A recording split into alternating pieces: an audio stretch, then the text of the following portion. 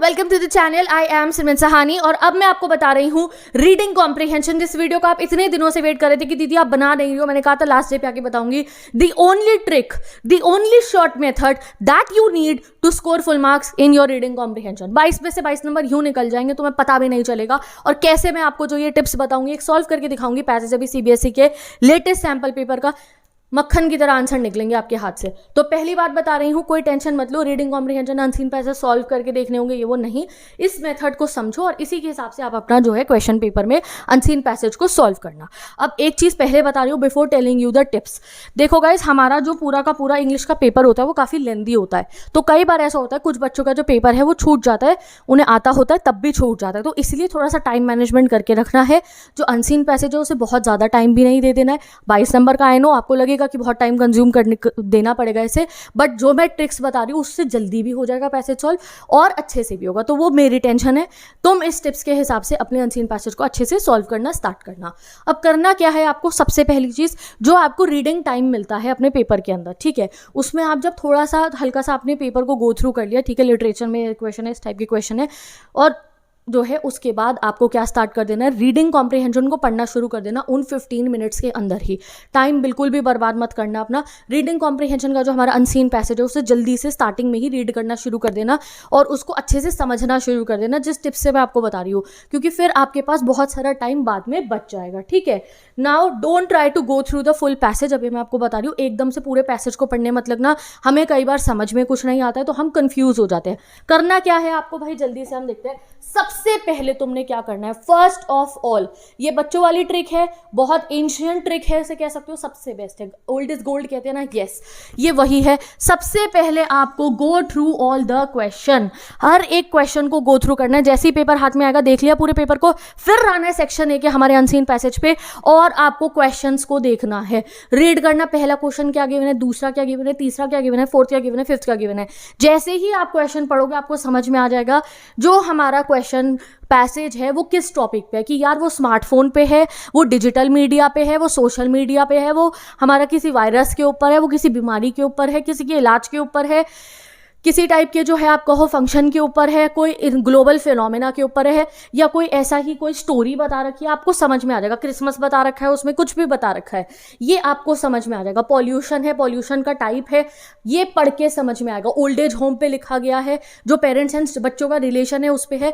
जब आप 4-5 क्वेश्चन पढ़ोगे उसे देख के समझ में आ जाएगा। फॉर एग्जाम्पल, आपने पहला क्वेश्चन पढ़ा और उस क्वेश्चन के अंदर आपको दिखाई दिया स्ट्रॉन्ग मेंटल एबिलिटी, ये वर्ड दिखाई दिया, एग्जाम्पल बता रही हूँ, तो आपको समझ में आ जाएगा कि यार ये जो क्वेश्चन है, ये जो पूरा का पूरा पैसेज है, इसमें कुछ मेंटल एबिलिटीज के बारे में होगा, समथिंग लाइक दैट। जब आप क्वेश्चंस ही पढ़ोगे सारे के सारे, उसी से आपको समझ आएगा पैसेज किस बात के ऊपर है, तो हमारे माइंड में आइडिया बन जाता है।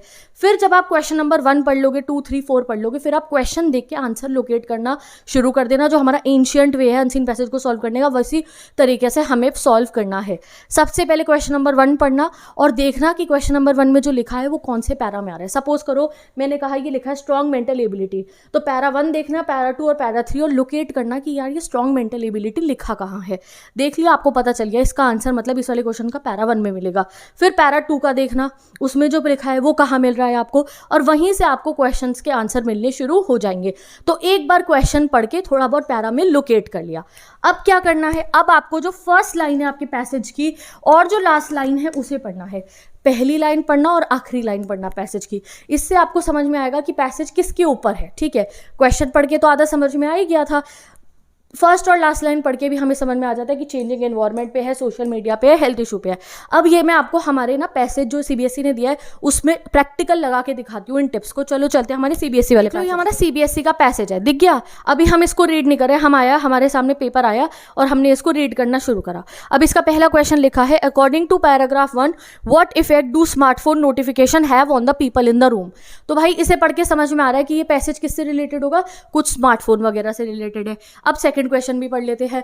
How does the author use the metaphor autumn leaves in the wind to interrupt the passing of time in the setting describe. ठीक है, अभी आप ये पढ़ोगे आपको लग रहा है ऑटम लीव्स, इसका क्या मतलब हुआ स्मार्टफोन में। तो अगर ये आपकी दूसरी टिक है, अगर आपको कोई ऐसा वर्ड दिखे जिसका कोई सेंस ना बैठ रहा हो, मतलब कि तुम्हें उसको जरूर जाके ढूंढना है, वहीं पे आपका आंसर बन रहा होगा। अब आप ढूंढो ऑटम लीव कौन से वाले पैराग्राफ में, देखा फर्स्ट पैरा, देखा सेकंड पैरा, देखा ये देखो फर्स्ट पैरा में ही ऑटम लीव्स लिखा है। तो आप पढ़ो किस कॉन्टेक्स्ट में ये लिखा हुआ है। In a room filled with, एक रूम जिसमें फिल है, each face illuminated by soft glow of their smartphone, drift away like autumn leaves in the wind, the constant hum of notifications. हमें समझ में आ रहा है पढ़ के कि ये जो पूरा पैसेज है it is related to mobile phone. ठीक है, कुछ क्वेश्चन पढ़िए। Designation specific hours each day to intentionally avoid checking digital devices can help. Digital device, जैसे ही आप क्वेश्चन पढ़ोगे बिना पैसेज पढ़े, अभी आपने पैसेज पढ़ा भी नहीं है, आपको समझ में आ गया कि ये स्मार्टफोन और डिजिटल डिवाइस के ऊपर लिखा हुआ है। तो इसी टाइप के क्वेश्चन अब हमारे सैम्पल पेपर में ये गिवन है, तो इसी के हिसाब से हम अपने एग्जाम में पैसेज को सॉल्व करेंगे। अब आपने जब क्वेश्चन पढ़ लिए, समझ में आ गया, ठीक है भैया स्मार्टफोन वगैरह पे है, फिर आप फर्स्ट लाइन पढ़ना, in a room filled with people each illuminated soft glow of their smartphone. Smartphone से रिलेटेड है। लास्ट लाइन पढ़ी हमने, क्या लिखा है, लास्ट लाइन पढ़ते, in the pursuit of digital validation we sacrifice the wealth of live experiences. क्या है मतलब, जब हम लोग जो है समझो कि डिजिटली जब हम रहे तो हम सैक्रिफाइस करें लाइव एक्सपीरियंस, कि भाई अपनी लाइफ को एंजॉय नहीं कर रहे हैं, मीनिंगफुल मोमेंट को जॉय नहीं कर रहे हैं। तो इससे क्या समझ में आ गया, ये 2 लाइन पढ़ते आपको समझ में आ गया कि इस पैसेज के अंदर जो इतना मोबाइल हम यूज़ कर रहे हैं उससे अपनी लाइफ पे ध्यान नहीं दे पा रहे, ये समझाया जा रहा है। तो जब आपको पैसेज का मीनिंग समझ में आ जाएगा तब आप कोई भी क्वेश्चन को सॉल्व कर लोगे, अपने आप से भी बना के आंसर आप लिख दोगे ऊपर पैसेज में से थोड़े बहुत हिंट्स लेके। तो सबसे पहले गाइज आपको क्या करना है, 15 मिनट की रीडिंग टाइम में ही सारे क्वेश्चन पढ़ लेना। ठीक है, क्वेश्चन पढ़ने के बाद जो पहले क्वेश्चन है उसको देखना वो कौन से वाले पैसेज में उसका आंसर जा रहा है, मिल जाएगा। सेकंड वाले का वर्ड देखना कौन से में आ रहा है, थर्ड वाले का वर्ड देखना कौन से में आ रहा है, एंड फिर आप फर्स्ट और लास्ट लाइन देखना। गाइज मैं इस समय पे ये एक्सपेक्ट नहीं कर सकती हूँ आपसे कि आप बैठ के बहुत सारे वर्ड मीनिंग्स लर्न करो। ठीक है, आप सिनोनियम्स लर्न करो, आप एंटोनियम लर्न करो। तो ये लास्ट मिनट टिप्स है, अब ऐसे ही सॉल्व होगा पैसेज। ठीक है, हमारी थर्ड टिप जिसमें आपको कुछ भी नहीं करना है, आपको पैसेज को रीड करना है। तो 5 टिप्स है हमारे अनसीन पैसेज को सॉल्व करने के। पहले है आपने सारे क्वेश्चन देखने हैं और क्वेश्चन देख के पता चल जाएगा पैसेज का टॉपिक क्या है, मोटा मोटा आपको पता चल जाएगा कि इसमें किस बारे में बात हो रही है। सेकंड में आपको फर्स्ट लाइन पढ़नी है और लास्ट लाइन पढ़नी है, उससे भी आपको समझ में आएगा पैसेज में क्या हो रहा है। तो दिमाग को लगेगा कि ठीक है भैया मैं समझ गया हूँ, ये चीज़ है, और आपके मन में डर नहीं होगा। अब आप पैसेज को पढ़ना शुरू करना लाइन बाय लाइन। जब आप पैसेज को रीड कर रहे हो तो उसको ऊपर ऊपर से आप पढ़ोगे। कोई अगर वर्ड का मीनिंग आपको समझ में नहीं आया तो कोई बात नहीं, उसे वैसे ही रीड कर लेना। ठीक है, जिसका मीनिंग समझ में ना उसे वैसे ही रीड करके आगे की चीज़ों को रीड करना शुरू करना। जितने डिफिकल्ट वर्ड्स लगेंगे उन्हें हाईलाइट करते रहना। और जब एमसीक्यू वाला क्वेश्चन आएगा उसमें हम लगाएंगे एलिमिनेशन की ट्रिक, यानी कि जो ऑप्शन आपको लग रहा होगा कि बिल्कुल सेट नहीं बैठ रहा है वो सब एलिमिनेट करते रहने, और जो सबसे सटीक लगेगा उसको हम मार्क कर देंगे। ठीक है, अब इन प्रैक्टिकल टिप्स को एक बार पैसेज देखेंगे तब लगा कर देखते हैं, सॉल्व करने की कोशिश करते हैं। आपको पूरे के पूरे पैसेज को पढ़ना है। ठीक है, तो हमने पढ़ लिया, इन the room filled with people, room में लोग हैं, फेस इल्यूमिनेट, इल्यूमिनेट मतलब लाइट जल जाती है, soft glow of their smartphone, हाँ बत्ती जलती है ना स्मार्टफोन की, moment drift away like autumn leaves इन विंड। अब ये लाइन अजीब है, ऑटम लीव इन विंड मतलब कि ऑटम होता है सीजन, लीव होते हैं पत्ते, और इन विंड में उड़ गए। तो ये हमें समझ में नहीं आ रहा है कि यार ये इसका क्या मतलब है स्मार्टफोन में। तो इसको हाईलाइट कर लो, देखो इस पे क्वेश्चन भी होगा। जो कोई अतरंगी सा वर्ड आपको लगेगा उस पे क्वेश्चन बना होगा। Constant hum of notification, notification से रिलेटेड है कि हम जो नोटिफिकेशन आती है। ठीक है, every vibration ping send fingers flying to screen. ठीक है, हम स्क्रीन पे जो है चैटिंग कर रहे होते हैं। आप पूरा का पूरा पैसेज को अब आराम से रीड करना, अब कोई जल्दीबाजी नहीं, थोड़ा थोड़ा आप रीड करते रहना। अब आपने पहला क्वेश्चन देखना है, according to paragraph what effect do smartphone notification have on people in the room. क्या होगा आप ये खुद भी सोच के लिख सकते हो कि जब हमारे फ़ोन में नोटिफिकेशन आती है तो we get distracted and we indulge in our smartphones. But हम लिखेंगे पैसेज के हिसाब से। अब पैसेज में क्या लिखा है, जब नोटिफिकेशन आती है तो आप फर्स्ट वाले पैराग्राफ के अंदर सर्च करो नोटिफिकेशन वर्ड कहाँ है। अब नोटिफिकेशन वर्ड 2 बार आ रहा है कि यार the constant hum of notification फिल्स the air. इसमें तो लिखा है कि वो एयर में फिल हो जाती है, आवाज़ आती है नोटिफिकेशन की। फिर आपने आगे पढ़ा constant flicker of notification on the wristwatch blurring the boundaries between the virtual and the real life.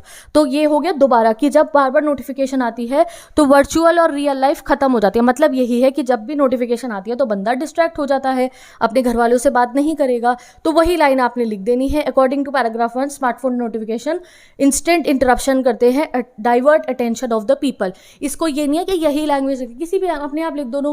When we get notification we get distracted, we don't enjoy our lives and we end up talking to someone और we end up जो है watching reels something like that, ये भी लिखोगे आपको पूरा number मिलेगा, क्योंकि सीबीएसई ने बताया है कोई एक फिक्स्ड आंसर नहीं है। तो जितना आप पैसेज को समझोगे हमारे कौन से क्वेश्चन पे, एमसीक्यू वाले क्वेश्चन पे, बाकी सब क्वेश्चन तो आप ऐसे ही लगाओगे, ठीक है। Read and complete the following sentence suitably, अब आपको बोला है इस सेंटेंस को कंप्लीट करो। The phrase phantom limb syndrome that leave us feeling incomplete without digital appendance, तो ये क्या कह रहे हैं कि कोई फैंटम एज सिंड्रोम है, हमें नहीं पता ये क्या होता है। इससे क्या होता है, जब हम जो है बिना डिजिटल डिवाइस के होते हैं तो अजीब लगता है हमें, ठीक है जी। This suggest amputee pain in limb something like that. अब इसके ऑप्शन पढ़ते हैं। A deep psychological dependence on technology for a sense of wholeness और connection, excessive physical damage that can be cause due to use of digital device. क्या है इसका correct answer? तो यहाँ पे क्या लिखा है कि जब हम मोबाइल फोन यूज नहीं कर रहे तो हमें इनकम्प्लीट फील होता है, कि जब हमारे पे मोबाइल फोन नहीं होता तो हमें incomplete sense of loss feel हो रहा है, इनकम्प्लीटनेस फील हो रही है। अब ये कह रहे हैं इन दोनों में से कौन सा ऑप्शन करेक्ट है, तो पढ़ के ही समझ में आ रहा है यहाँ साइकोलॉजी की बात हो रही है, इनकम्प्लीट फील हो रहा है, कोई फिजिकल डैमेज की बात तो हो ही नहीं रही। तो लॉजिकल देखना है क्वेश्चन के अंदर कि भैया यहाँ एक्सेसिव फिजिकल, या मोबाइल चलाने से कोई फिजिकल डैमेज हो रहा है, क्या हाथ टूट जाएगा? नहीं। क्या होता है, हमारा दिमाग थोड़ा सा मेंटल, हम कनेक्टेड नहीं रहते हैं। तो correct answer will be the A1। तो इस तरीके से आपको पूरे क्वेश्चन में लॉजिक लगा के आंसर्स करने हैं। अब कुछ क्वेश्चन आते हैं हमारे ऐसे सिनोनियम एंटोनियम वाले। विस्पर क्वाइटली डैश लाउडली, अब आपको सोचना है कि डैश विस्पर होता है मतलब फुसफुसाना, और क्वाइटली मतलब भी चुप होना है, तो लाउडली मतलब चिल्लाना है। तो हमें कोई एक ऐसा वर्ड ही ढूंढना होगा जिसका मतलब कहीं ना कहीं थोड़ा सा चिल्लाना हो, ठीक है। इस वाले पॉइंट के अंदर हमें एक ऐसा वर्ड ढूंढना है जिसका मतलब वो थोड़ा तेज चिल्लाना, लाउडली। तो वैलिडेशन, वैलिडेशन मतलब क्या होता है? वैलिडेशन मतलब कि हाँ सही और गलत, मतलब सही करवाना किसी चीज़ को। फ्लीटिंग मतलब होता है कुछ उड़ जाए एकदम से, समथिंग लाइक दैट। एसेंस मतलब होता है एसेंस किसी चीज़ की मतलब महत्वता, वैल्यू। और क्लैमर, अब बचा तो यही क्लैमर, इसका मतलब होता है लाउड नॉइज। अब मुझे पता है कि तुम्हें इस वर्ड का मतलब तो नहीं पता होगा, बट बाकी जो आसान से इनका तो पता है ना। वैलिडेशन मतलब ऑब्वियसली सभी सही समझना, फ्लीटिंग मतलब जल्दी, एसेंस मतलब, तो क्लैमर है लाउडली, ठीक है। अब देखो, अब बाकी देखो अपने MCQs। Why is it fair to say that statement and yet for our efforts to stay connected we find ourself increasingly isolated, कि हम कनेक्टेड तो रहते हैं बट हम आइसोलेट हो जाते हैं। पैराग्राफ 4 से ढूंढो। तो पहले ऑप्शन देखो, despite the intent to connect more effectively, result opposite है। The writer mock seriousness with which people approach digital connectivity. The writer exaggerates the effect of digital connectivity. Use of a sea of digital face to symbolically represent digital platforms. तो चलो हम ढूंढते हैं paragraph number 4 में इसका use कहाँ हुआ है। And yet for all our efforts to stay connected, we find ourselves increasingly isolated in sea of digital phase. Genuine connections are fleeting. तो वो कहीं ना कहीं कहना चाह रहे हैं genuine connection खत्म हो गए हैं। In pursuit of digital validation, we sacrifice wealth of living experience. तो कहीं ना कहीं वो ढूंढना है जहाँ जिस ऑप्शन में मैं बता रहा हूँ कि हम living experiences पे नहीं रह रहे हैं। तो चलो ढूंढते हैं।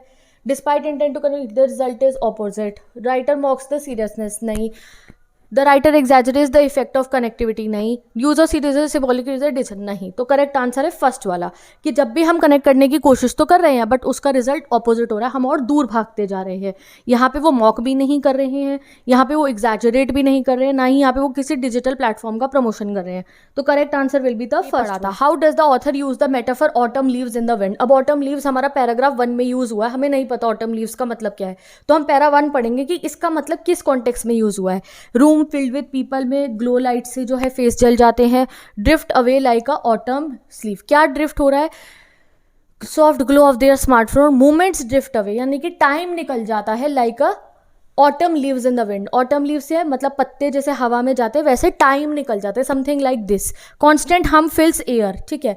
तो मतलब कि टाइम निकल जाता है, हमें लिखना, इतना हमें समझ में आया। हिंदी से थोड़ा सा ट्रांसलेट करना। तो how does the author use the metaphor autumn leaves in the wind. Leave क्या होती है? उड़ती है ना। तो author use the metaphor autumn leaves in the wind to illustrate how moments are fleeting and unnoticed, drifting away due to digital distraction. ऊपर से देख के ही लाइन लगा देना अगर कुछ समझ में नहीं आ रहा होगा, तो कि उनका कहने का मतलब ये है कि कैसे मोमेंट्स जो है ड्रिफ्ट यानी कि निकल जाते हैं जब भी हम मोबाइल फ़ोन की स्क्रीन पे मोबाइल यूज़ करना शुरू करते हैं।